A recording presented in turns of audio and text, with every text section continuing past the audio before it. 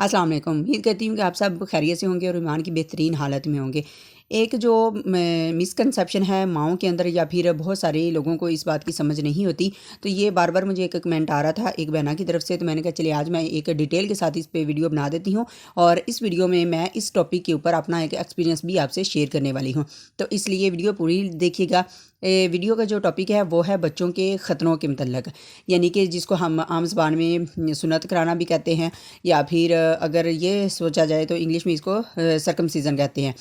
ये बच्चे के लिए कब, कैसे और किस उम्र में करवाना ज़रूरी है, किस तरह करवाना ज़रूरी है, और पाकिस्तान में कौन कौन से तरीके राइज हैं, क्या औरतें ये कर सकती हैं या नहीं कर सकती। ये मुख्तलिफ़ किस्म के सवालात हैं जो कि काफ़ी ज़्यादा जो है ना लोगों के ज़हन में होते हैं। तो इसी टॉपिक में मैं आज आपके साथ बात शेयर करने वाली हूँ।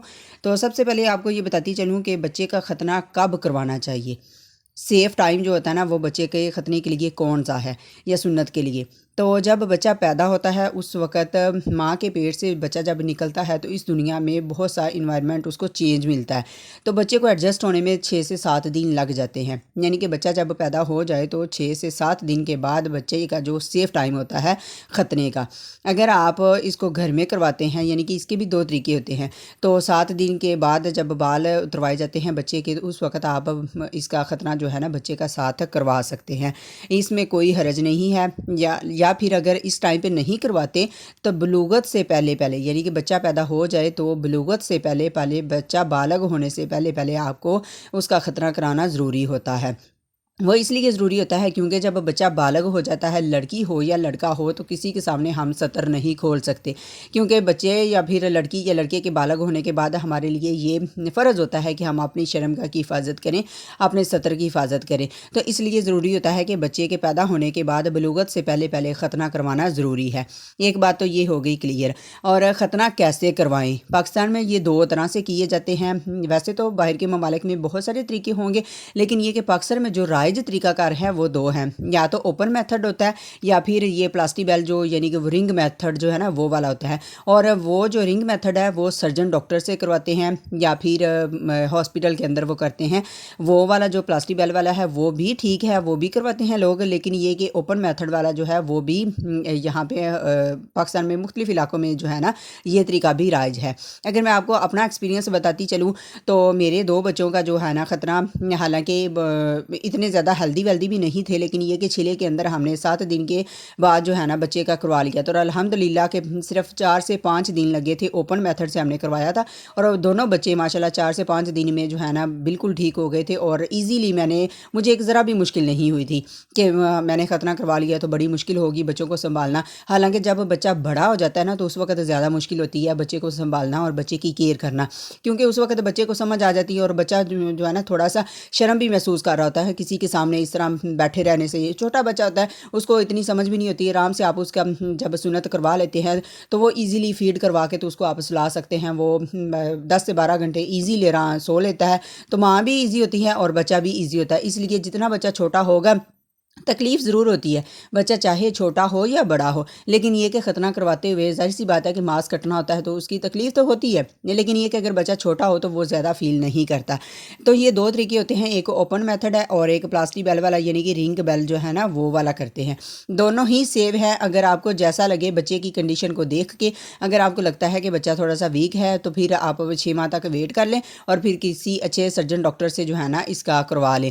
अगर आपको लगता है कि बच्चा सही है और माँ भी बिल्कुल ठीक है कि वो इसकी केयर कर सकती है, तो आप ओपन मेथड से जो है ना वो इजीली करवा सकते हैं। ये दोनों तरीके ही चलते हैं। अच्छा, तीसरी बात एक और जो मेरे से पूछी गई थी वो ये थी कि क्या जो लड़कियां होती हैं यानी कि नर्सिस होती हैं वो बच्चे का ख़तरा कर सकती हैं? जी हाँ, बिल्कुल कर सकती हैं। वो इस तरीके से कर सकती हैं कि एक्सपर्ट होना ज़रूरी है, क्योंकि ज़ाहिर सी बात है कि बच्चे का ये मामला है और ये इस तरह से है कि आइंदा अगर इसमें कोई मिस्टेक होती है तो बच्चा नामर्द भी हो सकता है, यानी कि अगली उम्र में जाके बालग होने के बाद उसके साथ बहुत सारी मुश्किलें भी आ सकती हैं अगर ये सही तरीके से नहीं होता। अगर नफ्स की बीमारी कोई बनती है, अगर ये ख़तना सही नहीं होता तो नफ्स का लटक जाना या फिर आगे से मांस का ढीला हो जाना, बहुत सारे मसाइल जो है ना वो बाद में जाके लड़के को फेस करने पड़ते हैं।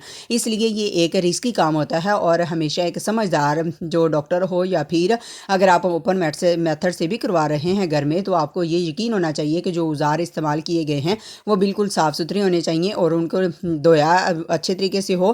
اس طرح جو ہے نا میل کچیل والے یا پھر بار بار استعمال کرنے والے جو اوزار ہیں وہ استعمال نہیں کروانے آپ نے۔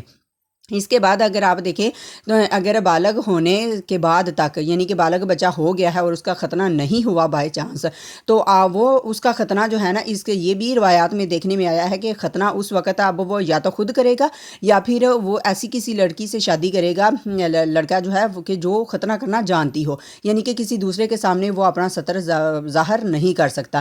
یہ بھی بات ذہن میں رکھیں۔ اس کے بعد یہ ہوتا ہے کہ ختنہ جس کا نہیں ہوتا کیا وہ مسلمان نہیں ہے؟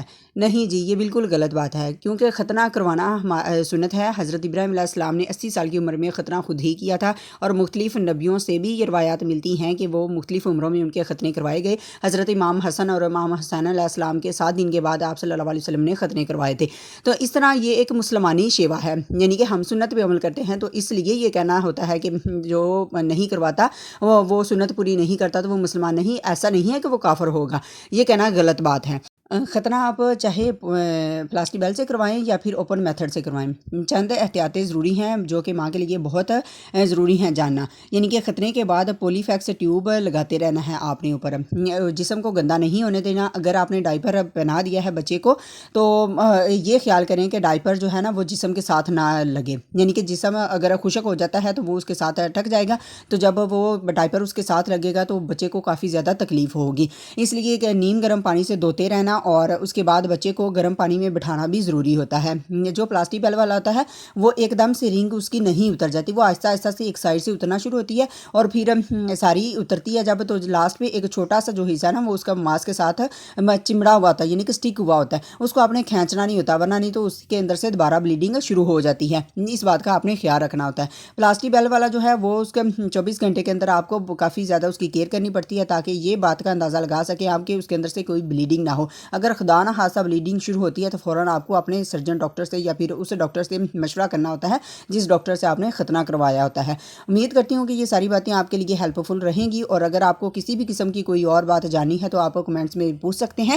تو یہ چند باتیں تھیں جو کہ ختنہ کروانے سے ریلیٹڈ تھی، اور ختنہ کروانے سے ایک بات اور بتاتی چلوں کہ 150 بیماریوں کا علاج ہو جاتا ہے، جو کہ بہت ہی سیریس بیماریاں ہوتی ہیں جو کہ آنے والی زندگی میں بچے کو فیس کرنا پڑتی ہیں۔ اس لیے ہمارے لیے ضروری ہوتا ہے کہ بچہ جیسے ہی پیدا ہو تو جتنی جلدی ہو سکے، یہ ایک سنت طریقہ ہے، اور ہم جلدی سے جلدی بچے کا ختنہ کروائیں تاکہ یہ ایک صدقہ بھی ہوتا ہے، اور ویسے بھی کہتے ہیں کہ بچوں کا جتنا بھی صدقہ دیا جائے اتنا ہی کم ہوتا ہے، اور ہماری جو ہے نا صدقے سے بلائیں ٹلتی ہیں۔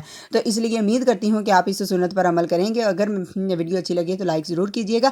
اسی کے ساتھ ملتے ہیں کسی اور ویڈیو میں، کسی اور انفارمیٹیو ویڈیو کے ساتھ۔ اگر آپ کو کوئی میل یا فیمیل پرابلم سے ریلیٹڈ کوئی بھی بات پوچھنی ہو تو آپ ہمیں کمنٹس میں پوچھ سکتے ہیں، یا پھر اس سے ہٹ کے اگر آپ ہمارے واٹس ایپ پہ رابطہ کرنا چاہتے ہیں کسی بھی بیماری سے ریلیٹڈ پوچھنے کے لیے تو وہ بھی نمبر آپ کو ڈسکرپشن میں مل جائے گا۔